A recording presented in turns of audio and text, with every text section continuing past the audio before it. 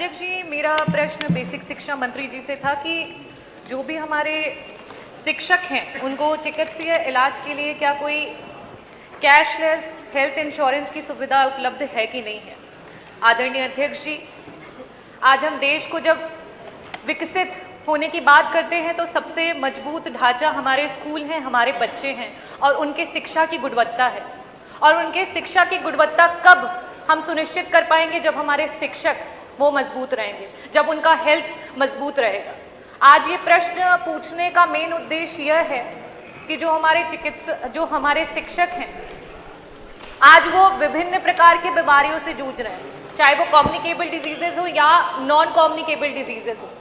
तो ऐसी स्थितियों में, जबकि हम जानते हैं कि prevention is better than cure, उन स्थितियों में आपकी सरकार के द्वारा मैं आपसे पूछना चाहूंगी कि पिछले 5 वर्षों में क्या कोई ऐसे स्क्रीनिंग प्रोग्राम्स हेल्थ के द्वारा हमारे शिक्षकों के लिए किए गए हैं जिसमें बढ़ती हुई, चाहे वो कैंसर जैसी बीमारियां हो, जिनका कि आंकड़ा यहाँ तक पहुंच रहा है कि आने वाले 5 से 10 सालों में वो 97% तक मोर्टेलिटी रेट चली जाएगी और 47% तक इंक्रीज कर जाएंगे। लेकिन अगर उन्हें अर्ली स्टेजेस में पकड़ लिया जाए तो शायद हम अपने लोगों को बचा सकते हैं। तो सरकार के द्वारा इन गंभीर बीमारियों को समझते हुए कोई भी स्क्रीनिंग प्रोग्राम्स हेल्थ रिलेटेड क्या किए गए हैं?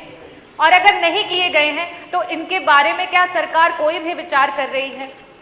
मेरा दूसरा प्रश्न ये है कि अध्यक्ष महोदय, इस विभाग में शिक्षक में महिलाओं के आंकड़े काफी ज्यादा हैं और जो महिला गर्भावस्था के बाद से लेकर के जब तक उसका बच्चा 5 वर्ष का नहीं हो जाता, तब तक अगर वो महिला की पोस्टिंग उनके गृह जनपद के अलावा अगर कहीं दूर कर दी जाती है, उन सिचुएशंस में उनके बच्चे को पालन पोषण, उस पर ध्यान देना और साथ ही साथ उनका काम कर पाना बड़ा ही मुश्किल होता है।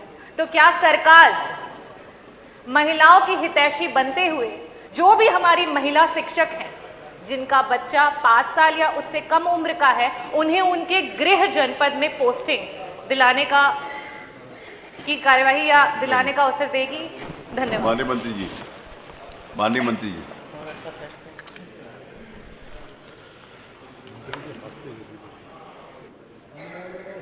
माननीय अध्यक्ष जी, माननीय सदस्य ने प्रश्न किया कि जो हमारे परिषदीय अध्यापक हैं उनके लिए कोई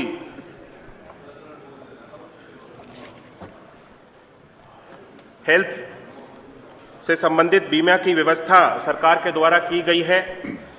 मैं आपके माध्यम से अवगत कराना चाहता हूं कि पिछले समय में हमारे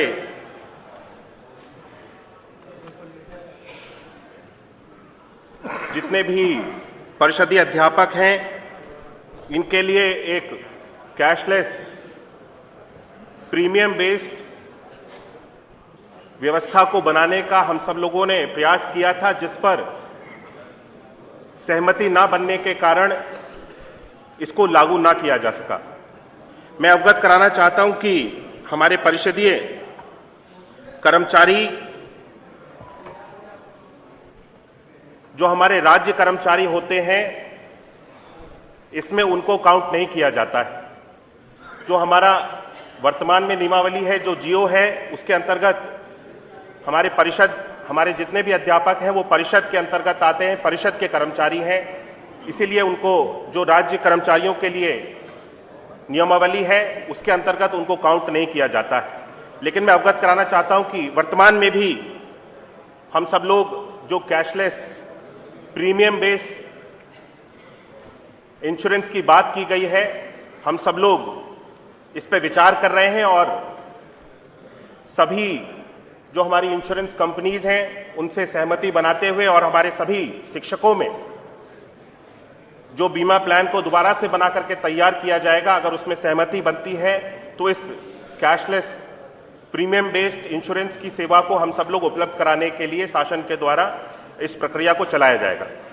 और माननीय सदस्य ने जो दूसरा प्रश्न उठाया है, जो कि शिक्षकों की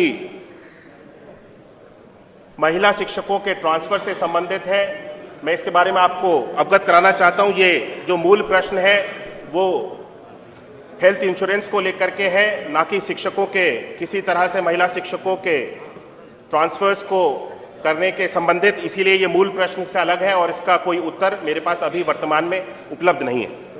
इसका मुझे अनुभव नहीं है। हेल्थ स्क्रीनिंग, क्योंकि ये हेल्थ इंश्योरेंस की बात हो रही है, जब किसी को बीमारी से पहले ही रोक दिया जाए, प्रिवेंशन कर दिया जाए, तो वो बीमार ही नहीं पड़ेगा। तो क्या इस बारे में सरकार कुछ सोच रही है हमारे शिक्षकों को उनके हेल्थ को मजबूत करने के लिए? क्या कोई भी ऐसे हेल्थ स्क्रीनिंग प्रोग्राम्स किए गए हैं जिसमें अर्ली स्टेज में डिजीज को रोका जा सके? शिक्षकों के लिए कोई हेल्थ स्क्रीनिंग प्रोग्राम किए गए?